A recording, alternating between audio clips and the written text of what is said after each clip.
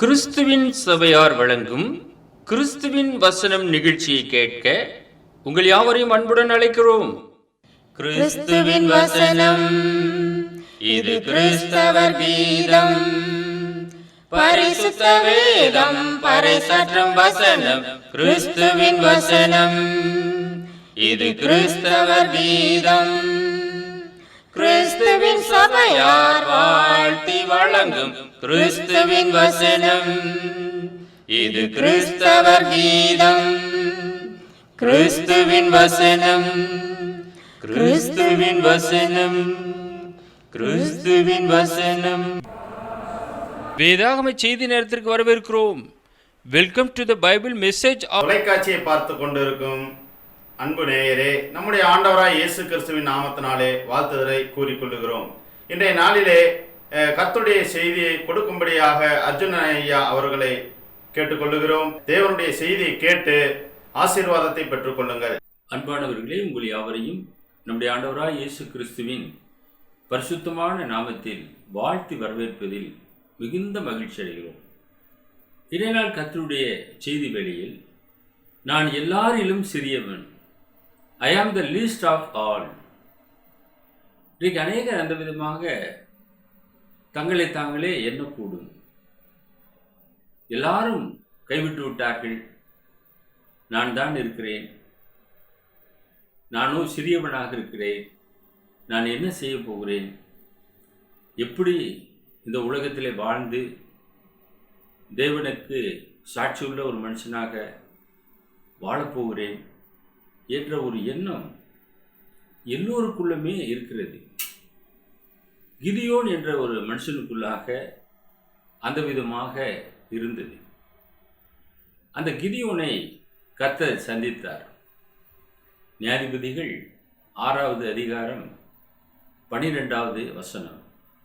கர்த்தருடைய தூதனானவர் அவனுக்கு தரிசனமாகி, பராக்கிரமசாலியே, கர்த்தர் உன்னோடே இருக்கிறார் என்றார். அவன் ஒரு பராக்கிரமசாலி, ஒரு நியாயாதிபதியாக இருக்கின்றான். அவனை கர்த்தர் சந்திக்கிறார். அவன் ஒரு பராக்கிரமசாலியாக இருக்கிறான்.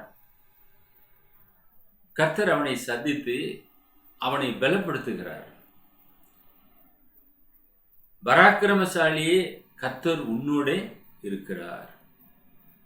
இன்னைக்கு நாம் சில சமயத்திலே மறந்து விடுகிறோம். நம்மை அழைத்த தேவன் நம்மோடு கூட இருக்கிறார். தாயின் கருவிலே தெரிந்தெடுத்த தேவன் நம்மோடு கூட இருக்கிறார். சதா காலங்களிலும் நம்மை விட்டு விலகாதவராக இருக்கிறார். சில வேளைகளிலே நாம் அவரை மறந்தவர்களாக போய்விடுகிறோம். கிதியோனுக்கு ஞாபகப்படுத்தும்படியாக கர்த்தருடைய தூதனானவர் அவனுக்கு தரிசனமாகி, பராக்கிரமசாலியே, கர்த்தர் உன்னோடே இருக்கிறார் என்றார். அதனால் நீ என்ன செய்ய, உனக்கு இருக்கிற பலத்தோடு கூட நீ போ. நியாயாதிபதிகள் 6வது அதிகாரம் 14வது வசனம். அப்போது கர்த்தர் அவனை நோக்கி பார்த்து, உனக்கு இருக்கிற இந்த பலத்தோடே போ, நீ இஸ்ரவேலை மீதியானியரின் கைக்கு நீங்களாக்கி ரட்சிப்பாய், உன்னை அனுப்புகிறவர் நான் அல்லவா என்றார். மீதியானியர் வெட்டுக்கிளிகள் அத்தனையாக ஜனங்கள் பரம்பிருக்கிறார்கள். எப்படி ஜெயிப்பது? ஆனால் உனக்கு இருக்கிற பலத்தோடு கூட நீ போ என்று சொல்லுகிறார். அவனை தைரியப்படுத்துகிறார். உன்னை அனுப்புகிறவர் நான் அல்லவா? ஆம் அன்பானவர்களே, நம்மை தெரிந்தெடுத்தவரும் தேவன்தான், நம்மை ஒரு இடத்திற்கு அனுப்புகிறவரும் அவர்தான். எனவே நாம் சோர்ந்து போகவே கூடாது ஒருபோதும். நமக்கு கொஞ்சம் பலன் இருக்கிறதே, இதை வச்சு நாம் என்ன செய்ய முடியும்? அந்த பலத்தோடு கூட போ என்று சொல்லுகிறார்.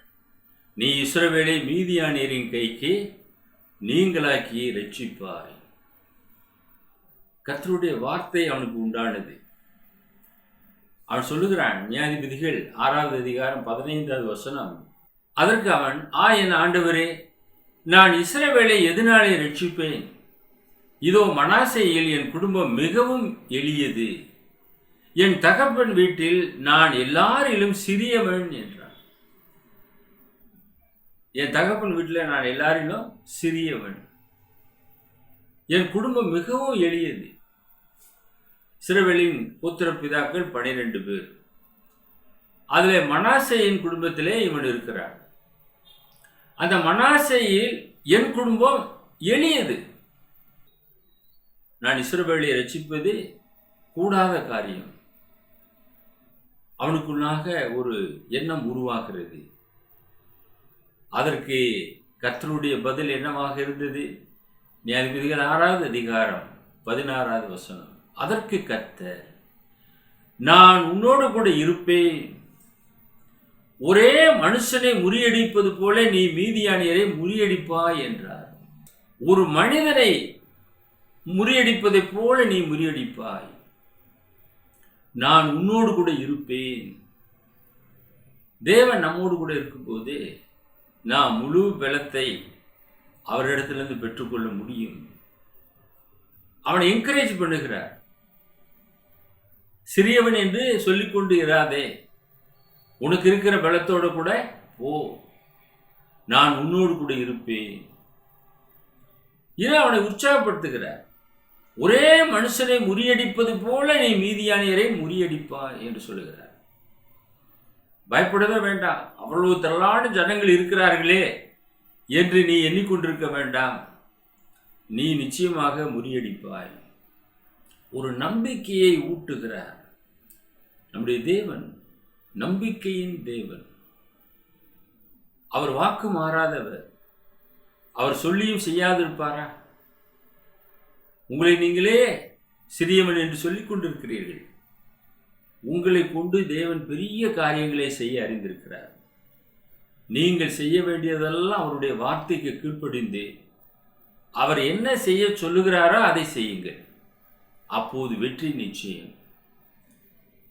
இந்த நம்பிக்கையோடு கூட கிதியோன் கடந்து சென்றார். நியாயாதிபதிகள் 7வது அதிகாரம் 7வது வசனம். அப்போது கர்த்தர் கிதியோனை நோக்கி, நக்கி குடித்த அந்த 300 பேராலே நான் உங்களை ரட்சித்து மீதியானியரை உன் கையில் ஒப்பு கொடுப்பேன். மற்ற ஜனங்கள் எல்லாரும் தங்கள் தங்கள் இடத்திற்கு போக கடவர் என்றார். நிறைய இருந்தாங்க ஜனங்கள். எதுக்கு இவ்வளவு பேர் தேவையே கிடையாது. இவ்வளவு பேர் வேண்டாம். ஒருவேளை நாங்கள் தான் அதை வெற்றி கொண்டோம் என்று அவங்க பெருமை பாராட்டுவதற்கு ஏதுவாக இருக்கும். யாரெல்லாம் பலவீனமாக இருக்கிறார்களோ அவங்கெல்லாம் போகட்டும். இப்படி சொன்ன உடனே 22,000 பேர் ஓடி போனார்கள். எப்படி பாருங்க, இன்றைக்கு கூட அப்படித்தான் இருக்கிறாங்க. அநேகர் பின்னிட்டு திரும்புகிறார்கள். அந்த விதமாக 22,000 பேர் ஓடி போனார்கள். இந்த 22,000 பேர் மீதியானியரை பார்த்திருப்பாங்க. வெட்டுக்கிளிகளை போல இருக்கிறாங்க ஜனங்கள். திரளான ஒட்டகங்களை வச்சிருக்கிறாங்க. எப்படி நாம் அவங்கள போய் ஜெயிக்க முடியும்? மீதியானியரை ஜெயிப்பது கூடாத காரியம் என்று 22,000 பேர் ஓடிட்டாங்க பின்னாடி. மிச்சம் 10,000 பேர் இருக்கிறாங்க. இந்த 10,000 பேர் அதிகம்ன்றார் தேவன் கிதியோனை பார்த்து. அதனால் ஒரு டெஸ்ட் வையே, போய் தண்ணி குடிக்க சொல்லு. அப்ப நக்கி குடித்த 300 பேரை தேர்வு செய். அவங்க மாத்திரம் போதும், அவங்கள வச்சு மீதியானியரை நீ ஜெயிக்கலாம் என்று 300 பேரை மாத்திரம் தேர்வு செய்தார்.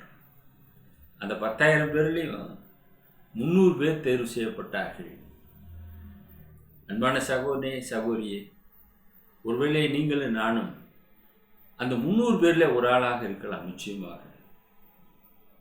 சிறியவன் என்று நீங்கள் சொல்லிக் கொண்டிருக்கலாம். உங்களை கொண்டு தேவன் பெரிய காரியங்களை செய்வார். நம்பிக்கையோடு கூட இருங்கள். தாவீதை பார்க்கிறோம். தாவீது ஈசாயின் குடும்பத்திலே கடைசி நபர். 1 சாமுவேல் 16வது அதிகாரம் 10-11வது வசனம்.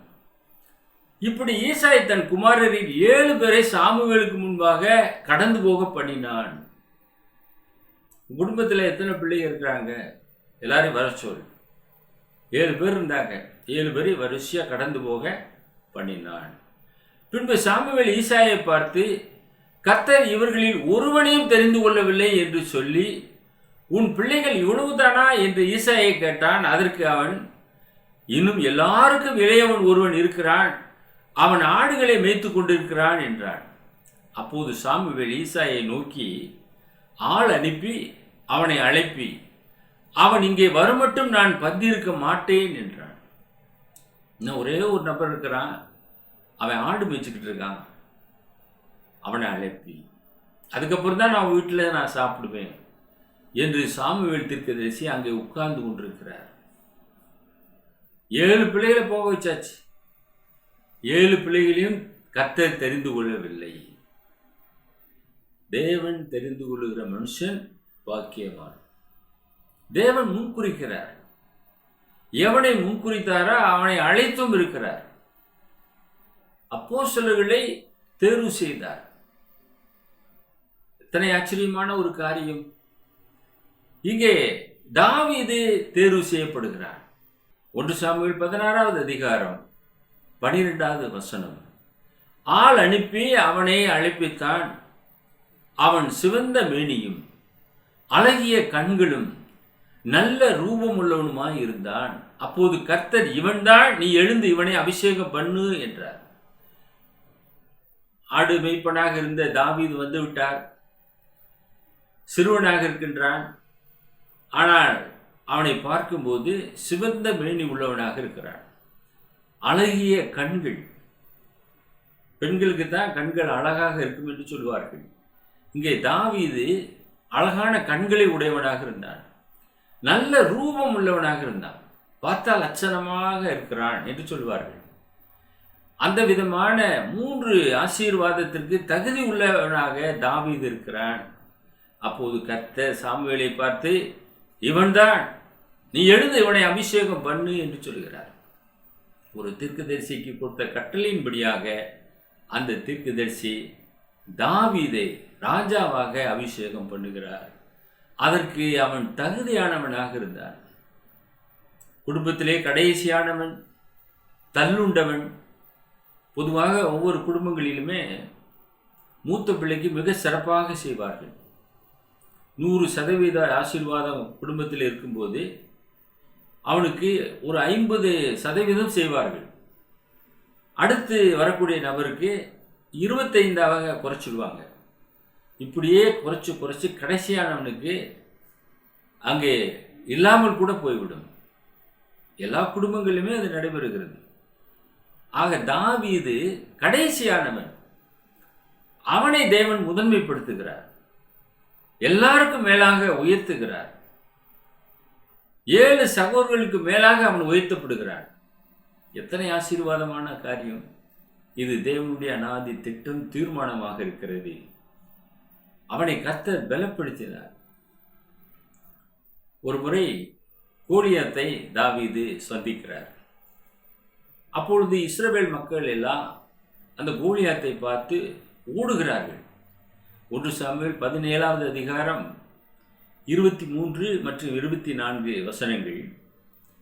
அவன் இவர்களோட பேசிக் கொண்டிருக்கையில், இதோ காத் ஊரானாகிய கோலியாத் என்னும் பேருள்ள அந்த பெலிஸ்தேய வீரன் பெலிஸ்தரின் சேனைகளில் இருந்து எழும்பி வந்து நின்று முன் சொன்ன வார்த்தைகளையே சொன்னான். அதை தாவீது கேட்டான். இஸ்ரவேல் எல்லாரும் அந்த மனுஷனை காணும்போது மிகவும் பயப்பட்டு அவன் முகத்துக்கு விலகி ஓடி போவார்கள். எல்லாரும் ஓட ஆரம்பிச்சிருவாங்க. அவனை பார்த்த உடனே இஸ்ரவேல் பாளையமே அப்படி நடுங்கி கொண்டிருக்கிறது. இந்த கோலியாத்தை பார்த்து எல்லாம் ஓடுகிறார்கள். அவனோ அழைக்கிறான், என்னோட கூட யுத்தத்துக்கு யார் வர முடியும் என்று சொல்லி. தாவீது அதற்கு தயாராகிறார். 1 சாமுவேல் 17வது அதிகாரம் 45வது வசனம். அதற்கு தாவீது பெலிஸ்தேனை நோக்கி, நீ பட்டயத்தோடும் ஈட்டியோடும் கேடகத்தோடும் என்னிடத்தில் வருகிறாய். நானோ நீ நிந்தித்த இஸ்ரவேலுடைய இராணுவங்களின் தேவனாகிய சேனைகளுடைய கர்த்தரின் நாமத்தினாலே உன்னிடத்திலே வருகிறேன். I come to you in the name of the Lord of hosts. the God of the armies of Israel, whom you has defied. நீ நிந்தித்த இஸ்ரவேலின் தேவனாகிய சேனைகளுடைய கர்த்தரின் நாமத்தினாலே உன்னிடத்திலே வருகிறேன் என்று சொல்லுகிறான். கோலியாத் இந்த வார்த்தைகளை கேட்டான். அவன் பட்டயத்தோடு வருகிறான், ஈட்டியோடு வருகிறான், கேடகத்தோடு வருகிறான். ஆனால் தாவீதோ இஸ்ரவேலுடைய இராணுவங்களின் தேவனாகிய சேனைகளுடைய கர்த்தரின் நாமத்தினாலே கடந்து போயிருக்கிறான். இன்றைக்கு நீங்களும் நானும் அவருடைய நாமத்தினாலே நாம் கடந்து போகிறோம். அவருடைய சமூகம் நமக்கு முன்னே கடந்து செல்கிறது. நாம் அல்ல, அவருடைய சமூகம் முன்னே செல்கிறது. அவருடைய வார்த்தை முன்னே கடந்து செல்கிறது. வெற்றியோடு கூட திருப்பி வரும். அந்த வார்த்தையிலே உங்களுடைய நம்பிக்கையை வையுங்கள். தாவீது மிக சிறியவனாக இருந்த போதிலும் கூட இந்த காரியத்தை அவன் செய்தான். கோலியாத்தை வென்றான். பெலிஸ்தரிலே மாபெரும் வீரன். இஸ்ரவேலிலே எல்லாரும் பயந்து ஓடினார்கள். சவுலெல்லாம் பயந்தார். இந்த வெற்றியை இஸ்ரவேலர்கள் கொண்டாடினார்கள். சவுல் கொன்றது 1000, தாவீது கொன்றது 10000 என்று பாட்டு பாட ஆரம்பித்தார்கள். அந்த அளவுக்கு தாவீது உயர்த்தப்பட்டான் என்று பார்க்கிறோம். மூன்றாவதாக நாம் பார்க்கும்போது,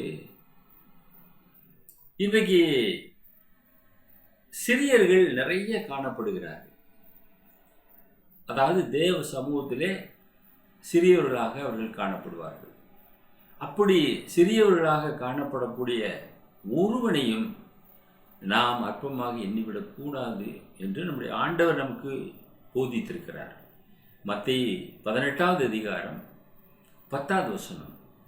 இந்த சிறியரில் ஒருவனையும் அற்பமாய் எண்ணாதபடிக்கு எச்சரிக்கையாக இருங்கள். ஒருவனையும் நீங்கள் அற்பமாக எண்ணிவிடக்கூடாது. நாம் மிகவும் எச்சரிக்கையாக இருக்க வேண்டும். ஏன்? அவனை உண்டு பண்ணினவர் தேவன். அவனை கண்ணோக்கி பார்த்து கொண்டிருக்கிறார். அவன் சிறியவன் தானே, அவன் என்ன செய்து விடுவான்? நாம் மிகுந்த பலத்தோடு கூட இருக்கிறோம், மிகுந்த ஆசீர்வாதத்தோடு கூட இருக்கிறோம், ஜனங்களாலே நாம் உயர்த்தப்பட்டவர்களாக இருக்கிறோம் என்று நீங்கள் எண்ணிக்கொண்டிருக்கலாம். ஆனால் அந்த சிறியவன் மீது தேவனுடைய கவனமானது இருக்கிறது. அவர்களுக்குரிய தேவ தூதர்கள் பரலோகத்திலே என் பரமபிதாவின் சமூகத்தை எப்போதும் தரிசிக்கிறார்கள் என்று உங்களுக்கு சொல்கிறேன். அவர்களுக்குரிய தேவ தூதர்கள் இருக்கிறாங்க பரலோகத்தில். அவங்க கண்ணோக்கி பார்த்து கொண்டிருக்கிறாங்க. பிதாவின் சமூகத்தில் இருக்கிறார்கள். எப்போது பிதாவானவர் கட்டளையிடுவார், அந்த கட்டளையை இந்த சிறுவனுக்கு சொல்வதற்கு அவர்கள் ஆயத்தமாக இருக்கிறார்கள். ஆக ஒவ்வொருவருக்கும் தேவ தூதர்கள் கரிசனையோடு கூட கவனித்துக் கொண்டிருக்கிறார்கள் என்பதை நாம் அறிகிறோம். சகரியா வேண்டிக் கொண்டார். அவருடைய வேண்டுதல் கேட்கப்பட்டது. அப்போது தேவ தூதன் தோன்றி உன் வேண்டுதல் கேட்கப்பட்டது என்று சொன்னான். அவன் காவிரியை தேவ தூதன். அதே போல மோசையினுடைய சரீரத்தை குறித்து பிசாசுடனே தர்க்கித்து பேசின போது மீகாவேல் என்ற ஒரு தூதன் தூசரமாய் அவனை குற்றப்படுத்த துணியாமல் கர்த்தர் உன்னை கடிந்து கொள்வாராக என்று சொன்னான். யூதா புஸ்தகத்திலே இதை நாம் வாசிக்கிறோம். ஆக இங்கே மீகாவேல் தூதன் என்று வாசிக்கிறோம். லாசரு குடிய பருக்கள் நிறைந்தவனாக ஒரு ஐஸ்வர்யனுடைய வாசல் அருகே விழுந்து கிடந்தான். ஐஸ்வர்யவானும் மரித்தான், லாசரும் மரித்தான். ஆனால் லாசருவை தூக்கி கொண்டு தேவதூதர்கள் ஆபிரகாமுடைய மடியிலே போய் விட்டார்கள். ஐஸ்வர்யவானோ பாதாளத்தில் போய் கிடத்தப்பட்டான். இந்த உலக ஐஸ்வர்யவானை வெச்சினது, லாசருவை கண்டுகொள்ளவில்லை. ஆனால் லாசருவை பிதாவாகிய தேவன் கண்ணோக்கி பார்த்தார். அவனுக்குரிய தேவ தூதனை அனுப்பினார். இங்கே பூமியிலே அவனுக்கு வஸ்திரம் கொடுக்க ஆட்கள் இல்லை, உணவு கொடுக்க ஆட்கள் இல்லை. ஆனால் அவன் மரித்தவுடனே அவனுடைய ஆத்துமா ஆபிரகாமுடைய மடிக்கு கொண்டு போய் விடப்பட்டது. அவனும் ஆபிரகாமுக்கு குமாரனாக இருந்தான். அந்த லாசரு பிதாவாகிய தேவன் ஒருவரையும் கைவிடுவதே இல்லை. அவர் கண்ணோக்கி பார்த்து கொண்டிருக்கிறார். ஒவ்வொரு ஆத்துமாவும் வெளியேற பெற்றதாக இருக்கிறது. ஒரு சிறியவன் தானே என்று நாம் யாரையும் நாம் அற்பமாக எண்ணிவிட முடியாது. அவர்களுக்குரிய தேவதூதர்கள் பரலோகத்திலே பரமபிதாவை எப்பொழுதும் தரிசித்துக் கொண்டே இருக்கிறார்கள் என்ற ஒரு செய்தியை இந்த வசனத்தின் மூலமாக நாம் அறிகிறோம்.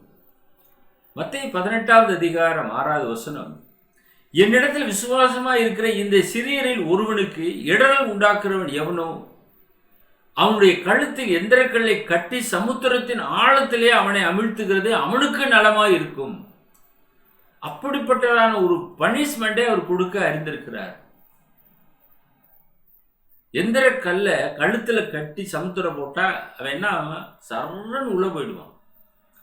அது கூட பனிஷ்மெண்ட் அவனுக்கு நலமாய் இருக்கும் என்று சொல்லுகிறார். அவ்வளவு கொடிதான ஒரு பனிஷ்மெண்டை கொடுக்க அறிந்திருக்கிறார் பிதாவாகிய தேவன். எனவே சிறியரிலே ஒருவனுக்கும் இடரல் உண்டாக்க கூடாது. அவனை உண்டாக்கின தேவன், அவனை நேசிக்கிறார். அவர் ஒருவருக்கே அவன் கணக்கு ஒப்புவிக்க வேண்டியவனாக இருக்கிறார். நாம் எந்த ஒரு மனிதனுக்கும் அதிகாரியாக நாம் மாறிவிட முடியாது. தேவன் அவனுக்கு சகாயராக இருக்கிறார். உண்டாக்கினவர் ஒருவரையும் புறம்பே தள்ளுவதில்லை. என்னிடத்தில் வருகிற ஒருவனே நான் புறம்பே தள்ளுவதில்லை என்று சொல்லியிருக்கிறார் நம்முடைய ஆண்டவராய் இயேசு கிறிஸ்து.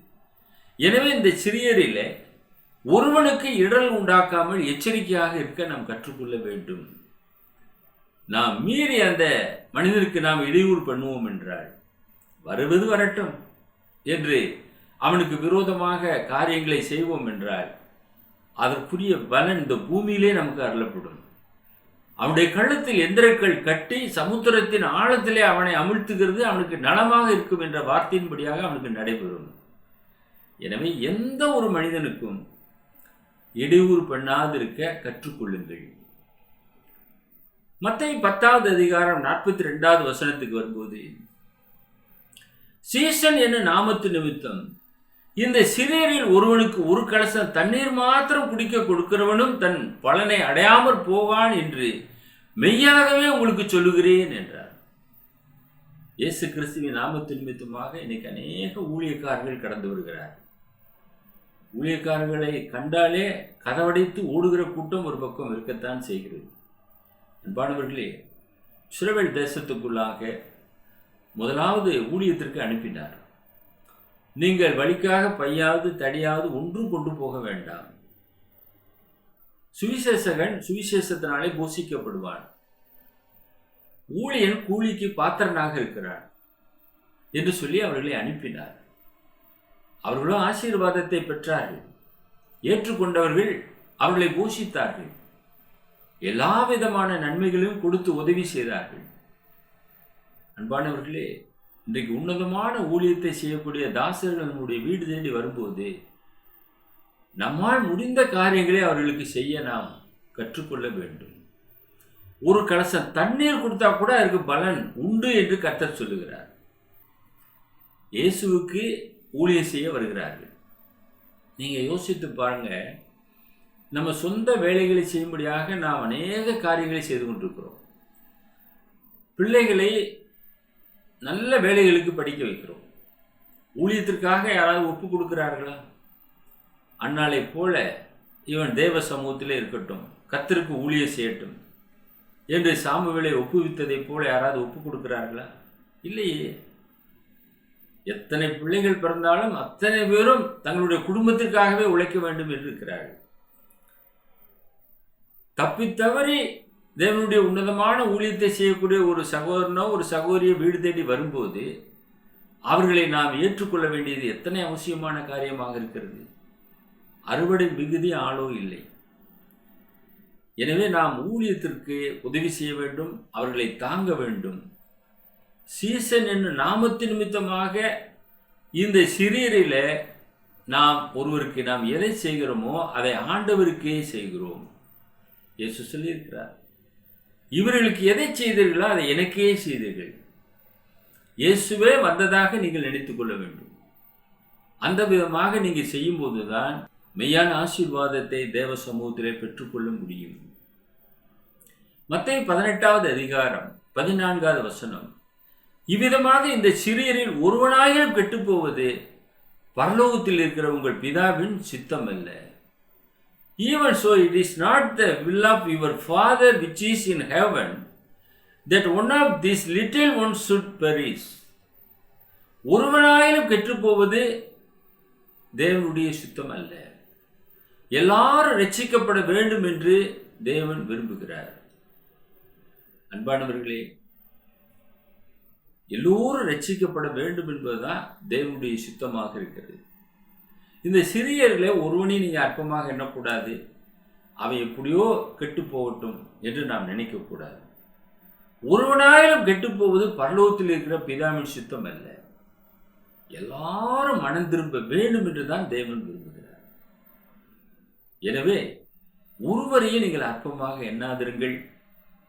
இவன் சிறியவன் தானே, இவனால என்ன செய்ய முடியும் என்று நினையாதிருங்கள்.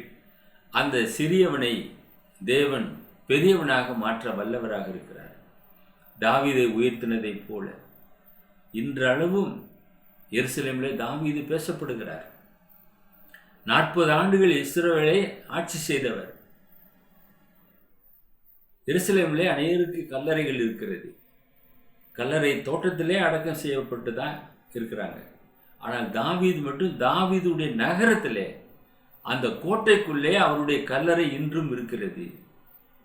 வீட்டில் யாரை வைப்பாங்க?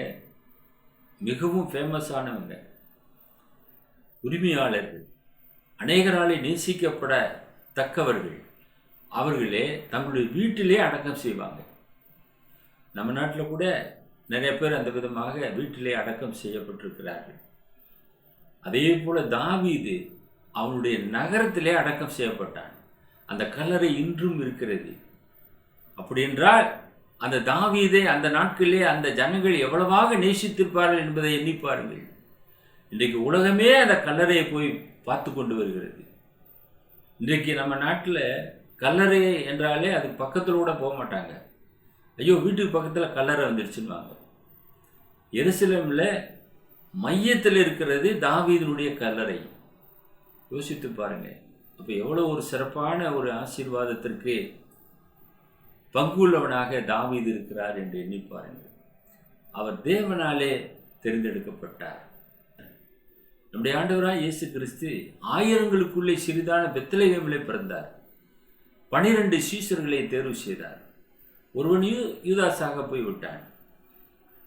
11 பேரை வைத்து உலகத்தையே அவர் கலக்கவில்லையா?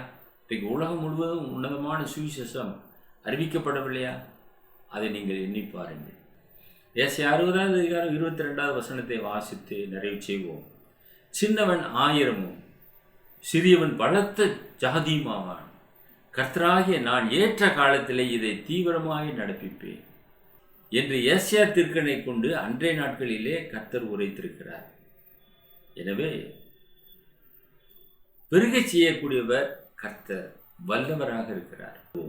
ஜெபம் செய்வோம். எங்களை நேசித்து வழிநடத்துகிற பரலோகத்தின் பிதாவே, சிறியவனாக இருந்த மனிதர்களை உடைய அநாதி திட்டத்தின்படியாக, தீர்மானத்தின்படியாக நீர் அழைத்து பெரிய காரியங்களை செய்து கிதியோனை அந்த விதமாக பலப்படுத்தினீர். தாவீதை அந்த குடும்பத்திலே கடைசியானவனாக இருந்த போதிலும் அவனை அழைத்து அவனை ராஜாவாக அபிஷேகம் செய்தேன். ஆம் பிதாவே, இந்த உலகத்திலே தள்ளுண்டவர்களை நீர் நேசிக்கிறீர். அவர்களுக்காக உடைய ஒரே பேரான குமாரனான இயேசு கிறிஸ்துவை நீர் ஒப்பு கொடுத்திருக்கிறீர். எந்த ஒரு சிறியவனையும் நாங்கள் அற்பமாக எண்ணி விடாதிருக்க, எச்சரிக்கையாக இருக்க இந்த போதனையின் மூலமாக உம்முடைய சத்தம் கேட்டோம்.